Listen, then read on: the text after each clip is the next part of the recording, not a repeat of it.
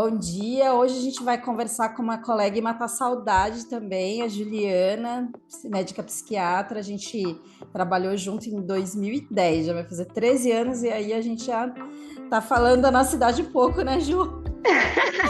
Opa, não, mas assim, é o tal negócio, né? Já começa o assunto. 44 anos, com muito orgulho. Exato, é isso mesmo, né?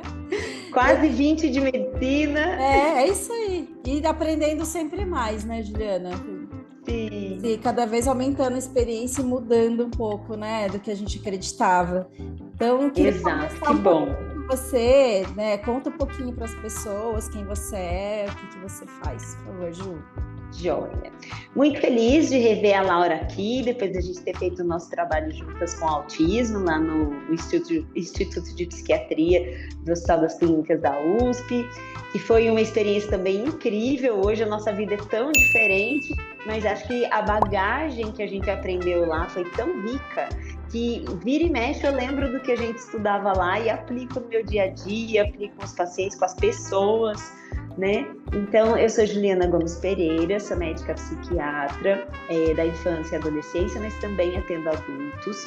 Eu sou do interior de São Paulo, de Taubaté, e hoje eu moro em São Paulo e atualmente eu trabalho só no consultório. Há 1 ano e meio, mais ou menos, eu saí do Hospital Santa Catarina, onde eu trabalhei com oncologia, né? Eu era psiquiatra da equipe oncológica, e eu acho que tem a ver um pouco com isso, né? Por mais estilo de vida também, é muito duro para o médico sair do serviço, sair de um hospital e falar, vou sozinha para o consultório. É um grande passo também, né? Tem o lado ruim de ser muito solitário, mas a ideia era ter mais qualidade de vida, estar mais perto de casa, né? Hoje o meu consultório fica a 30 metros da minha casa. Então, a minha qualidade de vida melhorou, assim, substancialmente. Eu só uso o carro para fazer sacolão, praticamente, né? Então, Aham. assim, eu vou a pé para o consultório, é rapidinho, não despendo um tempo. E a ideia de trazer esse sentido para o dia a dia veio de acompanhar tantos casos com resultados insuficientes, né? Uma dificuldade muito grande de alcançar a remissão nos quadros psiquiátricos, e aí na minha vida pessoal também, né? As condições que foram acontecendo comigo, e cada vez mais esse olhar. Esse final de semana eu participei do MEVão, né, que foi o primeiro Congresso Internacional de Medicina do Estilo de Vida da USP, do programa PROMEV, e esse evento foi muito esclarecedor, e o mais legal é que eu me senti muito em casa lá, né? Imagina você aprender conteúdos que você se identifica com tudo, você fala, é isso, nossa, é verdade, isso daí tem que fazer. Uhum. Então, até essa coisa de trabalhar na rua de casa e não trabalhar em hospital, hoje eu que cozinho todas as minhas refeições, Ah, que café da manhã, bacana. almoço, jantar, sou eu que preparo. Uhum. E várias pessoas falam, como é que você tem tempo para isso? Eu falei, ué, não gasto mais. Poxa vida, quando a gente fez a nossa formação lá em autismo, a gente ia para Parelheiros. Várias sextas-feiras eu demorava 3 horas Sim. para vir de lá para cá. Uhum. Então, tipo, pô, em 3 horas, quanto que você perde de qualidade de vida Sim. com 3 horas? Hoje, com 3 horas, eu gasto 1 hora para cozinhar, 1 hora para comer em mindful eating, saboreando, curtindo a comida, e Aham. ainda tem 1 hora para treinar. Ainda posso Sim. treinar 40 minutos e tomar banho em 20 minutos. Sim. Então, assim, só de fazer esse pequeno exemplo, pô, com Claro. 3 horas a mais no dia, Uhum. isso era a volta, né? A ida Sim. dava 1 hora e pouquinho, a volta Aham. 3. É muita coisa que a gente coloca na nossa vida. E para isso depende das escolhas, né, Laura? A gente ter Claro. coragem de falar o que é importante de fato. Ah, mas eu podia Uhum. pedir uma comida e resolver tudo isso em meia hora. Uhum. Pois é, também tem formas de pedir comida mais saudável e resolver em Sim. meia hora. Aham. Mas eu fui desenvolvendo esse prazer, sabe? De comer mais vegetais, de ter uma dieta mais mediterrânea, de ler, estudar. E aí eu falei lá nesse evento do Mevão, né? Para Thaís Salan.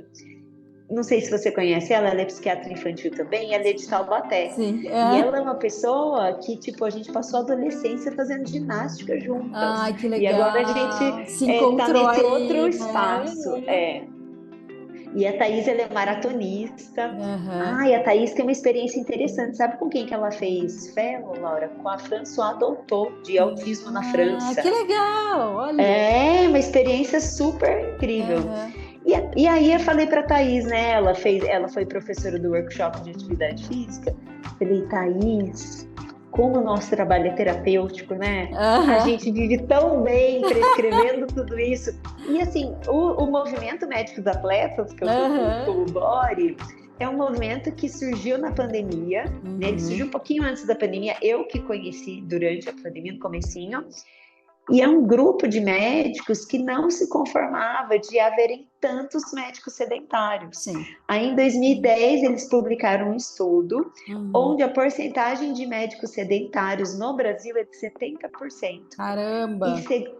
E segundo a OMS, a porcentagem de sedentários no Brasil é 50%. Uhum. Então, assim, como que a classe médica é pior que a população em geral, tendo estudado o impacto da atividade física no cérebro, no organismo, na prevenção de doenças, na redução da mortalidade. Então, esse grupo quer ajudar outros médicos a aprenderem a se movimentar, uma vez que qualquer movimento conta. Não importa se é atividade aeróbica, anaeróbica, em grupo, sozinho, na academia, em casa. Qualquer movimento tem impacto positivo. E a ideia é a gente disseminar essa ideia. Ai, que bacana.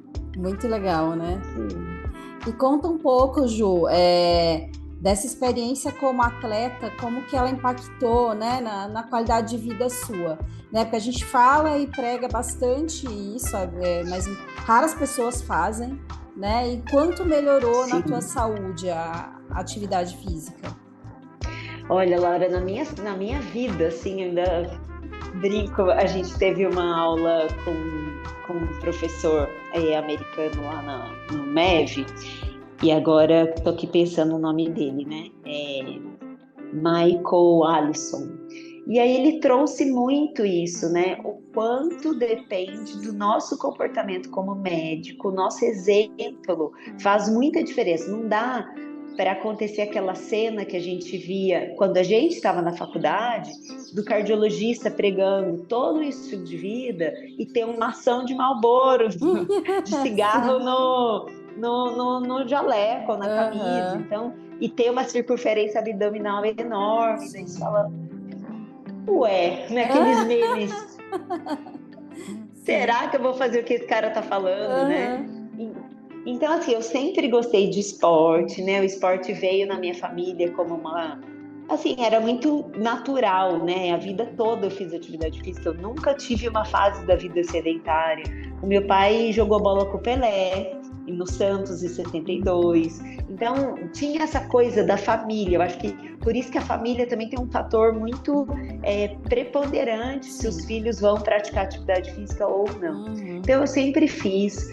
Durante a faculdade, quando muitas pessoas não faziam, eu sempre gostei de fazer alguma coisa. Eu participei do atletismo. Isso eu gosto de falar, que eu encho a boca mesmo, que é muito orgulho. Eu fui campeã invicta do atletismo no intermédio, nunca perdi uma prova. É muito legal. Mas assim, é muito legal, não porque eu sou uma super atleta, mas porque o meio onde eu estava, ninguém treinava quase, então era muito boa. Não é que, nossa, eu era demais, não. Sim, só você estava treinando treinava. mesmo, ela era engajada com o treinamento, né? Eu treinava, então enquanto muita gente ia lá e bebia loucamente, eu não bebia não, eu queria ganhar a prova, então eu bebia. Então eu já abria a mão de algumas coisas, já tinha muita recompensa. Então eu não sabia naquela época o quanto eu poderia ganhar de neuroplasticidade, mas eu fazia porque eu me sentia bem. Então era o próprio esporte que se pagava, né? O benefício do bem-estar que eu tinha ali já era tipo, é por isso que eu treino, porque eu me sinto bem, então bora, né? Aí, Laura, depois, quando a gente se conheceu, eu tinha acabado de ter o diagnóstico de esclerose múltipla, em 2009. Quer dizer, eu tive em 2010. No final de 2009 foi a primeira vez que eu comecei a ter formigamentos e fiz a ressonância e tal. E aí, até então, eu estava ali muito assustada, ainda não falava disso com muita tranquilidade, porque quem eram as mulheres jovens com esclerose múltipla que eu vi na faculdade? Sim. Era mulher jovem com bengala na cadeira de rodas. Uhum. Então, a hora que eu vi isso, eu falei, meu Deus, como que vai ser minha vida agora? Uhum. Mas a medicina avançou muito e a história natural da doença, ela ficou muito diferente. Que bom. Né? E aí eu comecei a tratar com interferon e a gente caía nas nossas provas de residência.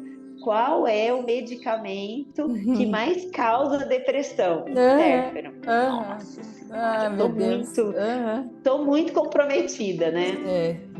De danos. E aí, por 5 anos que eu tomei interferon, eu nunca deprimi. E com certeza, o engajamento anterior com a atividade física e a continuidade, a manutenção desse estilo de vida, tudo isso me protegeu muito. Sim. Eu não sabia se eu ia, sei lá, estar viva até trazerem comprimidos, porque era só medicamento injetável, né? E aí, quando os meus pacientes diziam, ai, não gosto de tomar comprimido, eu falei, ai, para com isso. Ó, eu aplico uma injeção, eu mesmo ponho na minha coxa, são 5 centímetros de agulha. Então, ó, o meu sonho é ter uns comprimidos para tomar que nem você. Isso me ajudava também clinicamente, porque me tirava do papel de quando a gente estudou na faculdade, da hierarquia entre médico e paciente. Eu já me punha numa horizontalidade e atualmente a minha relação com o paciente é muito de consultor em saúde. Sim. Eu falo, olha, a medicina diz isso, há evidências para isso. Então, você topa fazer? Ah, não, isso eu não vou fazer. Então, vamos ver o que você consegue, mas eu vou estar ao seu lado para você ter uma vida melhor. Olha, você não vai fazer o que eu estou dizendo que é o melhor, mas eu não vou desistir de você, ou eu não vou dar bronca em você por isso. Eu vou estar ao seu lado, a gente vai encontrar um caminho entre o que é possível e o que faz bem, né, de verdade. E aí chegou o remédio, né, já faz 7 anos que tem, eu tomo hoje o imunossupressor, o fingolimod, e realmente mudou demais a minha vida. A esclerose múltipla foi estabilizando e eu me mantenho estável, ativa, falo disso nas consultas, sempre que os pacientes começam a falar da resistência, e aí eu até brinco, Laura, eu falo, olha, a gente que tem problema na cabeça, a gente não pode bobear.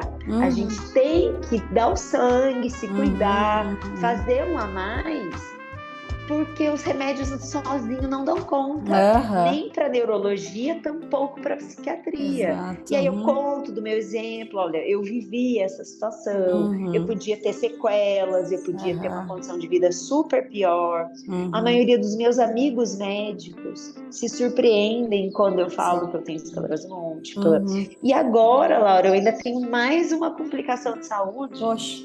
Não sei se todo mundo está a par desse termo comum que a gente usa na medicina, que chama CRM positivo. Sim. Que significa, falando para os nossos espectadores, que quando é médico é tudo mais complicado, é do mais raro, é de livro, assim. E aí, agora há pouco tempo, eu evoluía 2 meses e meio, com uma dorzinha no quadril, e eu achei que era porque eu estava agachando com muito peso, e eu gosto de ir no funk, daí eu agacho e levanto cedo, né? E eu falei, acho que eu tô com idade já para fazer essas coisas. Aí e fui seguindo. A única coisa que eu não conseguia fazer mesmo era correr. E aí eu achei bem estranho. Eu não corro mais como eu corria antes, mas eu tinha entrado para uma equipe de atletismo lá do Ibirapuera, que inclusive foi um paciente que me levou. Que legal. A equipe, do Kleber. E aí tava assim, super gostosinho. Quarta-feira de manhã no Ibira, contato com a natureza. Eu estava orgulhosa de mim, de ter conseguido tirar os horários de consultório para ter uma manhã mais longa, treinar, socializar com as pessoas. Estava super feliz. E de repente eu não consegui correr. Nossa, que estranho. E aí fui levando, né? Tipo, médico, tem esse outro termo. Médico é muito tigre. Ah, não vou aguentar, já passo. Passa. Né? E essa cabeça de esporte também, ai, dorzinha, a gente tá acostumada com dorzinha, a gente tolera, tá tudo bem. Aí um dia eu não conseguia andar direito, de dor pra andar. Puxa. Falei, não, agora eu vou ver. Aí fiz ressonância e descobri que é osteonecrose de quadril. Nossa! E Laura, osteonecrose não é sim. bobinho não, né? É grave. E aí, assim que eu soube, eu fiquei bem impactada. Mas é incrível e eu compartilho isso porque eu fiz muitos anos de psicanálise, fiz formação em psicanálise da criança e é claro que isso me trouxe uma estabilidade mental, um manejo de solução de problemas, uma tranquilidade perante problemas muito grande.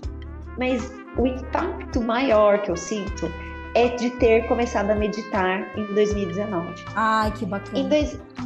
Em 2019 eu falei, eu vou fazer essas condutas, eu vou praticar isso, que mostra melhora na neuroplasticidade, né? Se eu tenho esclerose múltipla, eu tenho que fazer tudo que melhora o cérebro.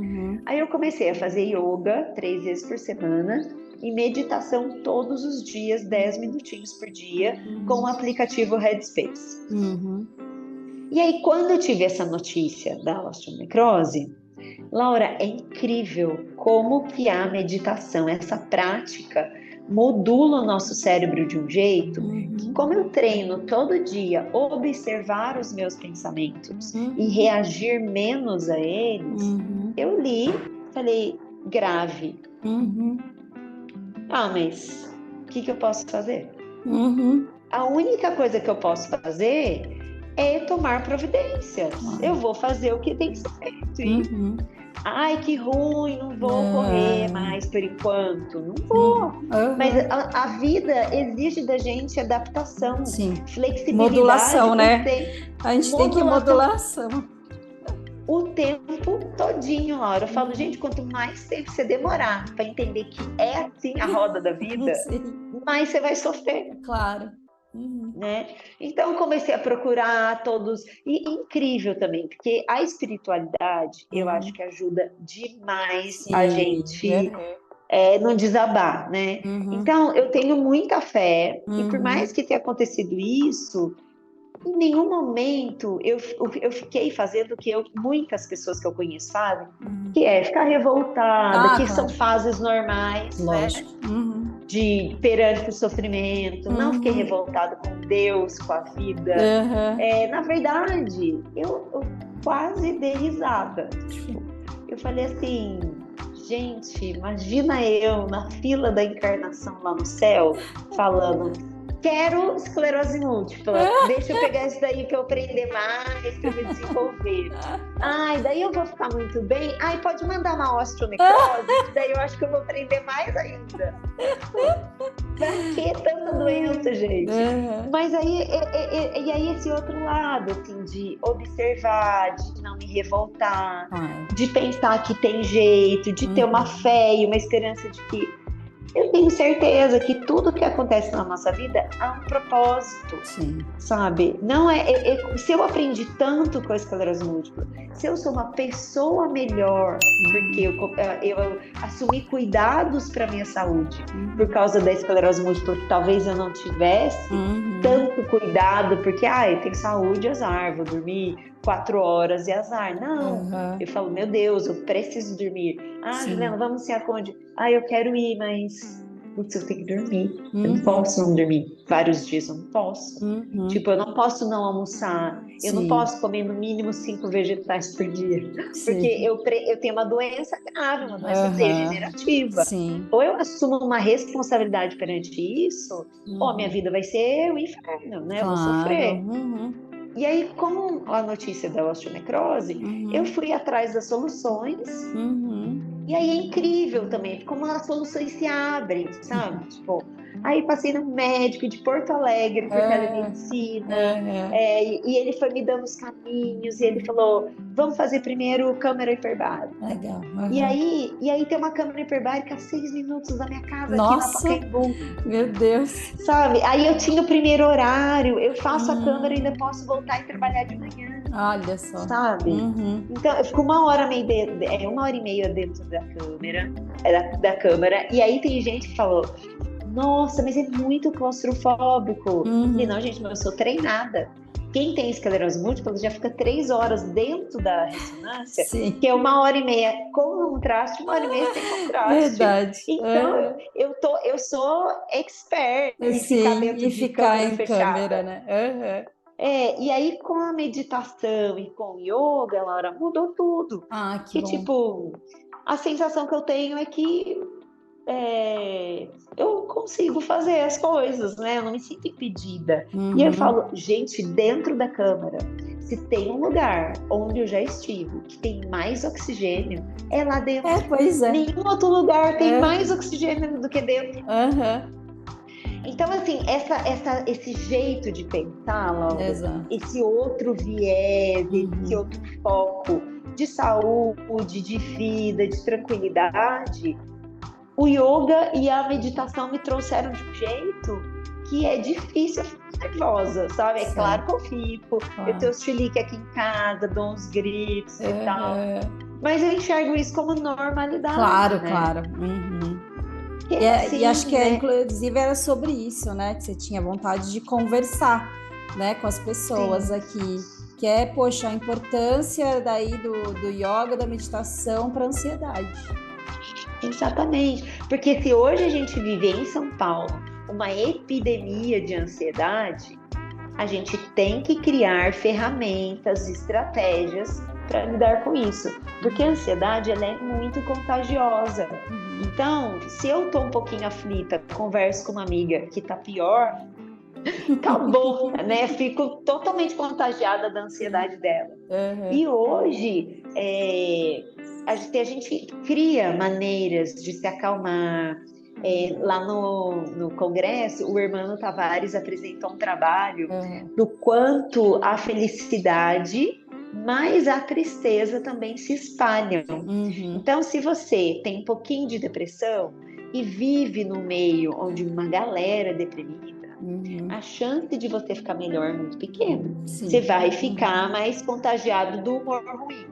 Se Uhum. você é muito feliz, muito de bem com a vida, tem um jeito leve e tal, quanto mais você se acaba naturalmente gostando, se identificando mais de um grupo dessa maneira. Uhum. E isso aumenta a sua felicidade, Sim. porque daí você tem um grupo que fomenta esse estilo de vida. E Uhum. aí, quando você pratica a meditação, que é um treino, né? Todos os dias, e não é que eu medito 1 hora por dia, nunca. Eu Uhum. medito só 10 minutos por dia, Laura, que é o Uhum. mínimo que os estudos mostram benefício. Aham. Então, eu sento, escuto o Headspace, que eu adoro as coisinhas que eles têm para falar todo dia, Uhum. tipo, em 2 minutinhos eles me lembram de propósitos para o meu dia, tipo, Uhum.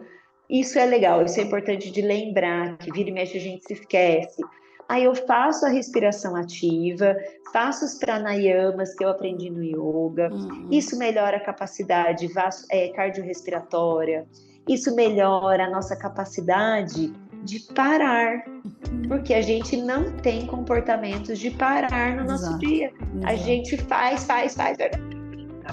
Então, como eu treino a parada todo dia, eu estou habilitada para ter mais calma, porque eu Sim. treino, porque eu sento e fico parada 10 minutos respirando todo dia. Uhum. E aí tem dia que ai, que preguiça de levantar. Aí eu lembro dos estudos. Uhum. 10 minutos de respiração na meditação equivalem para o cérebro a 30 minutos de soneca. Então, Uhum. é muito melhor sentar e meditar 10 minutos para eu despertar, para eu me expor à luz do sol, meu ritmo circadiano se conectar com aquilo Uhum. e eu começar o meu dia mais alerta, mais Uhum. desperta, do que voltar soneca mais 10 minutos. Eu Exato. estou perdendo Uhum. disposição no Uhum. aumento da soneca, porque eu não vou entrar em sono profundo, não Exato. vou descansar na sonequinha. Uhum. Então, é tudo informação que vai Claro. levando a uma condição da gente poder ter uma vida melhor, né? Sim. E lá no congresso também eles falaram do impacto do movimento das mãos, o movimento voluntário das mãos e como isso pode acionar determinadas regiões cerebrais e melhorar o nosso humor. Tem uma psicóloga que chama Daniela de Oliveira, ela está fazendo o doutorado dela nesse tema, provando que esses exercícios com a mão, com meditação, melhoram o cérebro. E quando eu comecei a fazer yoga, eu comecei a achar incrível que algumas posturas que eu tinha muita dificuldade para fazer, com o tempo, eu comecei a alcançá-las. Porque tem muita explicação dos neurônios espelho, quando você vê o professor, aí você faz de um lado, é super difícil. Quando você vai fazer o outro lado, o seu cérebro já acionou um circuito cerebral, né, uma ativação cerebral, que o outro lado vai facinho. Então, esse estímulo de circuitaria neuronal o tempo todo, é incrível como ele vai melhorando a nossa habilidade. E aí, quando você faz com o corpo, você tem todas as exercitocinas, né? Irisina, endorfina, dopamina. E agora a gente sabe que os endocannabinoides são mais importantes para o prazer do que a endorfina. Você se acalma, você tem ferramentas perante a situação difícil, a inflexibilidade do corpo começa a virar a flexibilidade da mente. Então, eu podia vender um programa de yoga, né? Deveria já. E é uma coisa que eu tenho vontade de fazer, a formação para dar aula de yoga. Eu tenho vontade. E assim, eu até fico pensando na aposentadoria, sabe, Laura? De repente, fazer um meio período de dar aula, um meio período de atendimento. Eu penso nisso para o futuro. Porque é uma maneira também de você ter um tempo de qualidade, flexibilizar um pouco, porque acho que a monotonia é um dos grandes inimigos dos médicos também, né? Fazer o mesmo procedimento ao tempo inteiro, por mais que sejam pessoas diferentes, o tipo de coisa que a gente faz é muito parecido, né? Então, acho que ter outras atividades, né? Você tem o esporte como uma das atividades, mas ter uma outra possibilidade é sempre que eu fico indicando para quem quer mudar um pouco a qualidade de vida, né? Falar, tenha um hobby, tenha uma outra atividade, tenha algo que te dá prazer para fazer uma vez por semana, que você consiga engajar como rotina, você sinta que não é um peso, um outro peso da rotina de trabalho, né? Ou da rotina de trabalho doméstico, tudo, né? Então, acho que é fundamental que com o tempo a gente vá pensando nesse tipo de atividade, né? Exato. E esse exercício, né? Assim, o Hermano Tavares, que ele é um cara que eu acho que ele tem muita propriedade para falar de compulsão, né? Uma vez que ele é o diretor do programa, né, de transtornos compulsivos e impulsivos lá no HC, ele deu a aula dele ontem por vídeo. Ele tinha um evento da família que ele realmente não podia faltar. E aí ele falou, olha, gente, às vezes eu me sinto até mal de trabalhar com isso, porque eu tô aqui no evento da família, mas de manhã eu fui nadar, fui numa provinha, eu nadei 2.500 metros, agora eu larguei lá a família e tô aqui no vídeo dando aula. Então, assim, como para mim também é difícil deixar o exercício físico, deixar o workaholic, porque não consigo. E a gente vive tentando equilibrar os pratos. Exato. Né? E todo mundo, os médicos também. Mas ter essa noção de que eu vou ficar 2 horas lá na provinha, vou ficar meia hora só na discussão do vídeo. A família não vai morrer por causa disso, né? O pessoal aguenta. Mas até que a gente adquira essa capacidade de saber quanto que a gente faz mais, quanto que a gente faz menos. E é por isso que ter um acompanhamento contribui muito. Exato. Porque o olhar do outro, um médico que tem esse olhar de medicina de estilo de vida, um terapeuta que te ajude a discutir e refletir sobre como você está levando a vida, não tem como não ter impacto na saúde, né, Laura? Tem estudo até que diz, se você tem um médico da família, a sua qualidade de saúde é muito melhor. Porque você tem alguém a quem referenciar. Exato. Você fala, fulano, vamos marcar, eu tô sentindo um negócio meio esquisito, o que você acha? E aí, você tem alguém para discutir, para refletir. A Thaís deu um exemplo muito bom lá no MEV. Falou, gente, as doenças crônicas, elas são igual o sapo na água quente. Se você joga um sapo na água quente, ele pula na hora. Mas se você joga um sapo na água e vai esquentando a água, que é aquela doença crônica, insidiosa, o sapo morre desidratado, ele não pula. Né? Então, assim, que a gente possa olhar mais para a nossa vida e prestar atenção, o que está ao nosso alcance para a gente poder ter uma qualidade de vida melhor, né? Como que a gente reduz a ansiedade, porque todo mundo é ansioso, né? Não todo mundo tem o transtorno de ansiedade, mas todo mundo é contagiado pela ansiedade da nossa cultura, né? Ao nosso redor. E como que a gente pode criar um estilo de vida para se acalmar mais, para reagir com mais facilidade.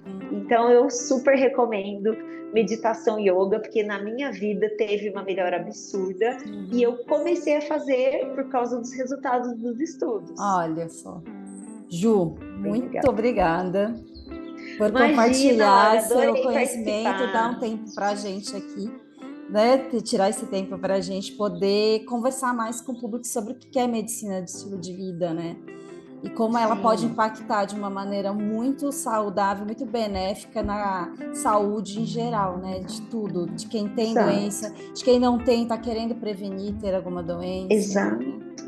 É porque a gente passou muitos anos só dando remédio. E tá na hora de trabalhar com promoção de saúde. Para que as pessoas nem precisem chegar a tomar medicamento. Eu sou apegada no meu imunossupressor. Sim. Eu não tenho um pingo de vontade de parar de tomá-lo. Mas, junto com isso, eu vou melhorando muito a minha saúde com essas outras intervenções. Claro. Muito obrigada, Ju. Imagina, Laura, adorei participar. Muito obrigada a você por abrir espaço nesse canal e contribuir muito, né, explicando, orientando e motivando as pessoas a terem uma vida melhor com esse estilo de vida.